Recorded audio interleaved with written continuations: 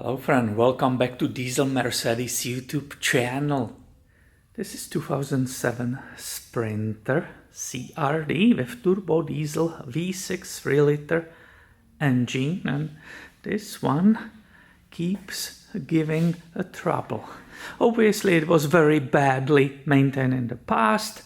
I'm fixing up stuff on it. Yesterday I replaced this, Mercedes-Benz calls it bleeder. It's a positive crankcase ventilation system, so I replaced this. Today I was finally driving it around to finish the cycle on EGR and therefore able to go to smoke it here in California. And as a precaution, I always look underneath the hood, and I discovered another new problem. By the way, that EGR monitor for the smoke finished, so I'm going to smoke it tomorrow. But when I was driving around, sometimes at certain RPM, I could actually hear a little bit of the turbo whistle. And as I said, I was working here yesterday. That's that new part. This all was off. I had everything perfectly clean. Also recently I did all three injectors reseal on this side. So everything should be very clean here. But I see already, if I put my finger pointed there, right there, this is the turbo resonator part. And I can see this thing is broken. It fell apart.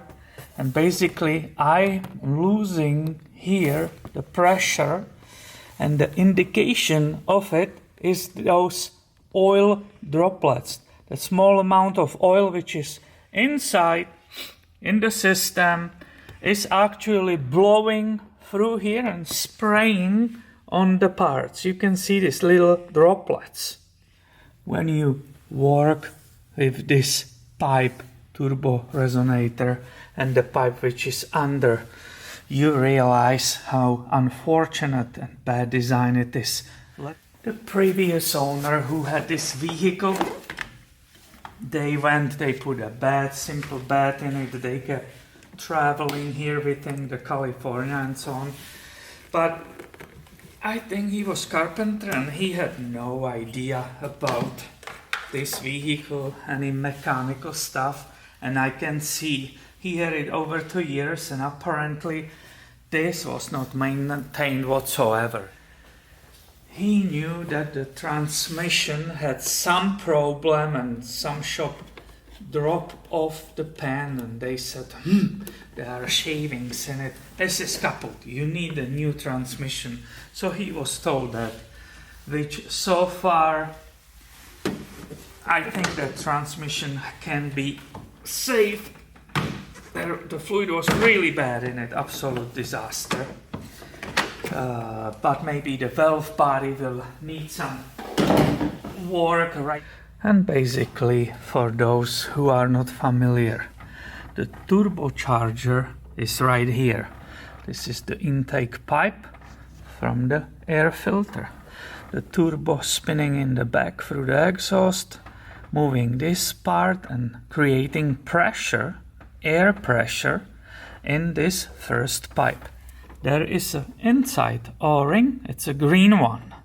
Here is the bracket helping to hold this pipe in correct position. This was actually bent, this supporting bracket was bent, it was way more this way, and it was not easy to put these things together. Just 2 days ago, I had this absolutely perfectly aligned. One drive today to finish the emissions, and look at this. Despite the fact that the resonator is being held here with 2 bolts, and in the back there's another bolt, this is being supported here correctly in the place. This was a perfect fit. look how it's falling apart. It's completely blown apart. This part also was perfectly fitting each other.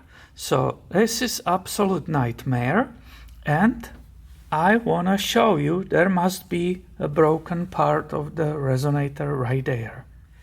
Anytime I fix something on this vehicle, something else breaks.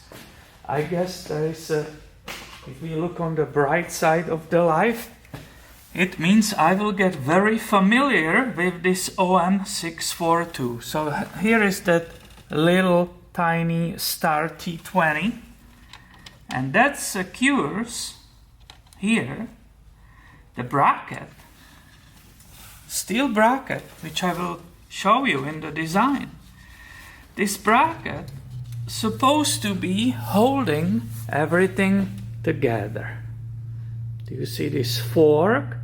I will go ahead and remove these 4 E10s, 1, 2, 3, and 4, and then it will be loose and we will continue in this video.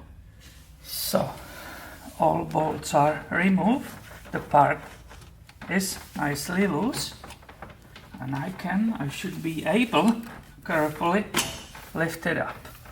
Oh yeah, this is absolute nightmare.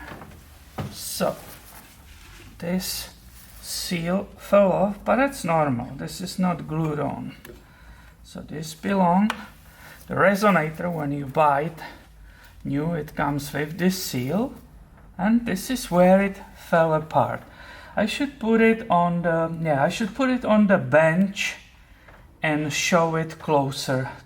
Before coming to the bench, this is what you're not supposed to find out. This is the part of the resonator, that steel part, and the ring. Well, it looks it was glued in, that resonator, and the glue or whatever, the way it was put together gave up and these parts separated. Back in the engine area, so this is that pipe, turbo pipe, the short one. Here you see that green O-ring. When you are putting together, always keep it here so you don't cut it with this. Don't try to put it here inside and then force it on it. No, it's safer to leave it there. Let's explain how this fork works. Well, if you look right down here, basically when it goes around those parts, you hopefully understand the way it works. It's supposed to stop the resonator from coming up. So this aluminum intercooler pipe, it has, I believe, 2 or 3 bolts on the side of the engine. So this is also being held correctly in the place. On the bottom is the rubber hose. So these parts purely theoretically should be nicely sitting here in the place without any problems, and that silencer or the resonator, it should be purely theoretically also comfortable between, but these resonators are famous for failing. They will also, if you look at it on the design, it's made of 2 different pieces which are screwed together. They will crack. They will fall apart and start leaking also in this seam. So this is pain in butt, definitely part. I think it was improved once they made a better design. The new part, which costs like $100, this whole thing comes with both O-rings. This seal, which you saw in the beginning, this seal, if you buy only the seal, I believe it's like $40. This chunk of rubber, it's crazy. The whole part, including when it's together, let's show it here. You see, this is the steel part which fell off, slipped off. I think it was glued there.